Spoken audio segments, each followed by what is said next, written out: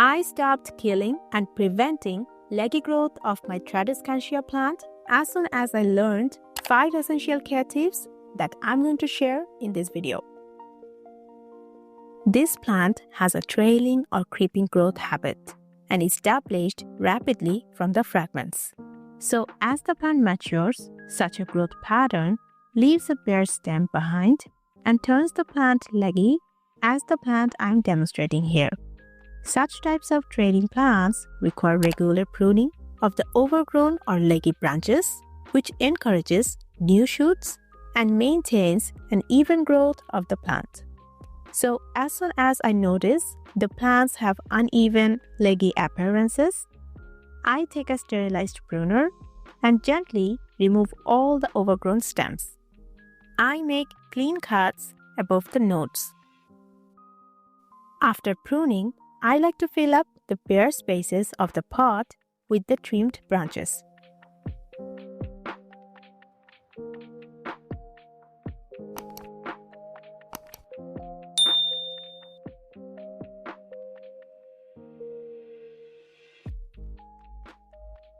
Now the plant is looking full, and within 10 to 12 days, both cuttings and pruned stems will start to grow and approximately will take 20 to 25 days to turn into a bushy Tradescantia plant. Although this plant can tolerate wet, damp, dense, shaded spots, but that reduces the variegation of the leaves and turns the plant green, as well as elongates the stems in order to search for sufficient light. For improved growth and highly pigmented leaves, this plant requires 5 to 6 hours of bright indirect light or 2 to 3 hours of very morning mild direct sunlight. Proper light exposure compacts the plant growth, increases pest resistance, and the plant leaves arrive with more vibrant variegation. You can grow Tradescantias in any type of soil, but their stems and leaves store water, and the plant has a very fine root system as succulents. So, high moisture containing peat-based soil can cause root rot if accidentally overwatered.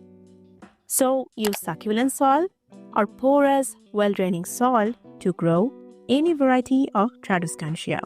It not only will prevent rotting due to overwatering, but also will encourage multiple shoot growth by turning the root system strong. You can use any type of succulent soil. I have recommended some high-quality succulent potting soil. Product links in the description box. Or you can try out the soil I used to grow Tradescantias. Detailed video link in the I button.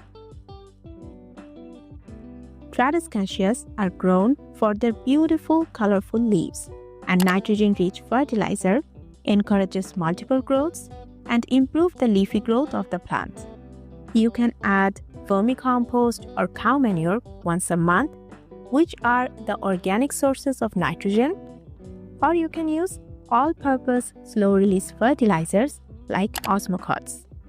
Since I just trimmed back the plant, it initially needs essential nutrients to grow back fast.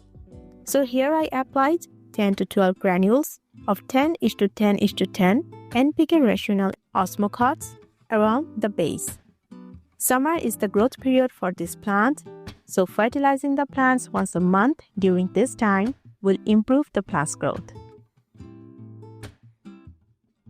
Since the plant has fleshy leaves that often attract sap-sucking insects like mealybugs, spidermites, and aphids, although ensuring a proper environment reduces pest infestation, but if get infested or you have found any initial signs of infestation, consider spraying neem oil solution twice a week. That will reduce the chances of further infestation. I have a detailed video on the organic solution to deal with several kinds sap-sucking insects. The video link in the I button. Tradescansias are winter dormant. They hardly push out growth during winter. So as soon as the weather starts to warm up, trim back the leggy and overgrown portions from the plant Move the plant to a bright spot and ensure the plant is receiving 5 hours of bright indirect light a day. Add a little bit of fertilizer and water well. The plant will arrive with a lot of new shoots and strong growth. So that's all I have learned as I grew Tradescantia over time and helped me to improve the growth of this plant. If you have any questions or suggestions, let me know in the comment section. Thank you so much for watching this video, and we will see you in the next one. Take care.